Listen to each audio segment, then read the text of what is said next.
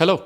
If you don't know me, my name is Owen. I'm a chartered physiotherapist in Ireland, and I get a lot of DMs on my TikTok page asking how I became a physio in the first place and for advice regarding the same. And I really need to start posting more on this YouTube channel, so let's kill the two birds with one stone. My first experience with physiotherapy happened when I was around 12 years old and I broke my ankle. I ended up having to do naturally a lot of rehab on it and visited a physio a good few times, and I remember even back then being like, this job seems pretty cool. So by the time I'm getting to the end of my secondary school period, I have to decide what career I'm going to do for the rest of my life. That popped into my head. I like sport, I like science. Just seemed like a natural blend, really. And this is where the actual process of becoming a physio started for me, and probably is starting for you as well. The first major obstacle to get over when becoming a physio is completing your leaving cert or your A-levels if you're in the UK, or whatever your end of school exams are. You kind of need them because you can't become a physio unless you have a physiotherapy degree. And that's really important to note because there are courses out there like athletic therapy or sports science or something like that, but you can complete them absolutely, but you won't get hired as a physiotherapist and you can't legally work as a physiotherapist with those degrees. So you apply to your colleges. For me in Dublin, the options were Trinity, UCD, and then what I ended up going with was the Royal College of Surgeons, or RCSI. I did have athletic therapy in my options just as a fallback, but thankfully didn't come to that. Once you get accepted to your Bachelor of Physiotherapy, well done, huge step. Most physio degrees in Ireland are going to be 4 years. The RCSI one's a little bit peculiar because it starts with like a pre-med year, which is kind of biology, chemistry and physics.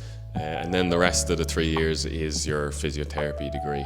Now, I know a lot of you watching this video are probably expecting or hoping to be a sports physio by the time you finish your degree, but you might get a little bit of a shock that physiotherapy is a lot more than sports physio.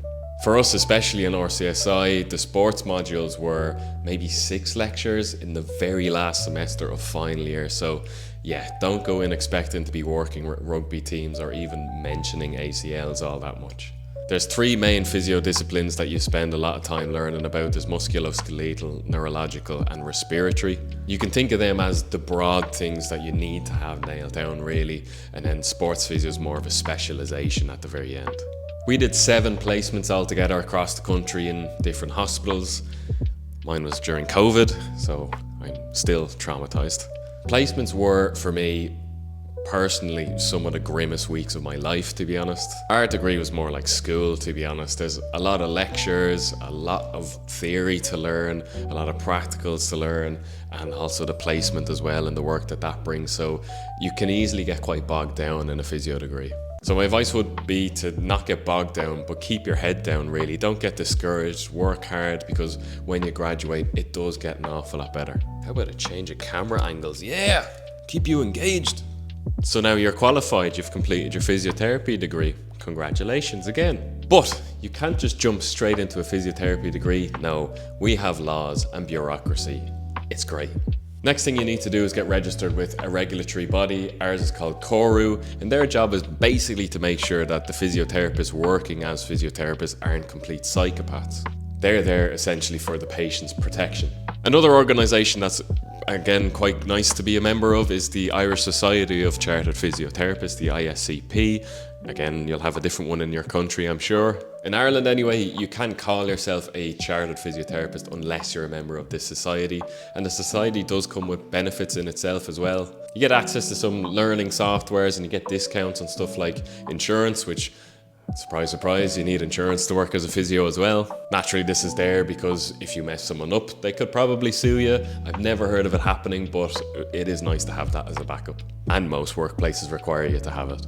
And all of those memberships cost money. Brilliant. And now it's time to finally put you to work, you animal. We'll get to the sports physio work in a second, but let's talk about the stuff that'll actually pay your bills first. And that is the clinical work. There's 2 main routes you can go with this really. There's the public sector or there's the private sector. The public sector in general is going to be the main hospitals basically. The HSE in this country, it's the NHS in the UK.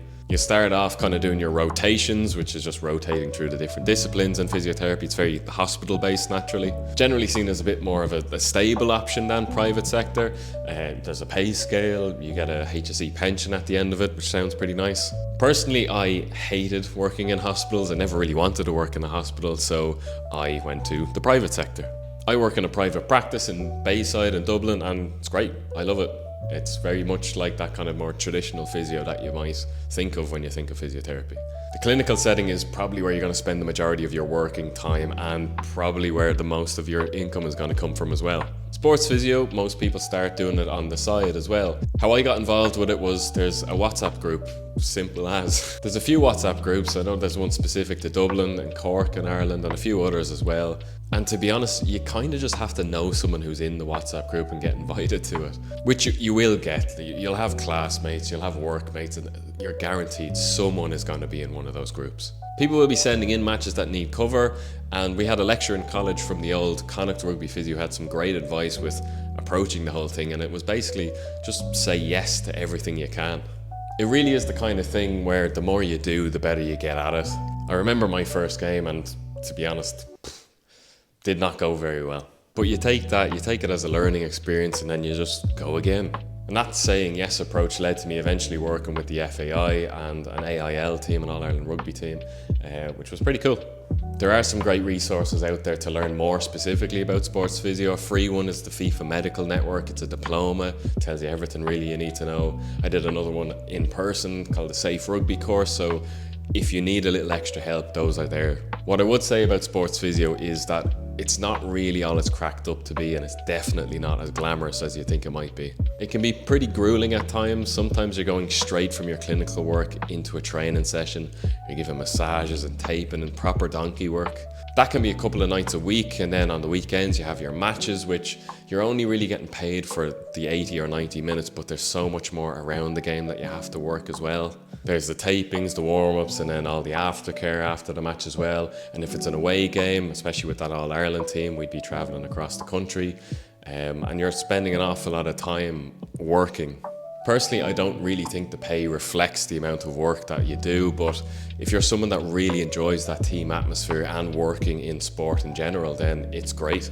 And with that, I think that's pretty much everything I have to say about physiotherapy.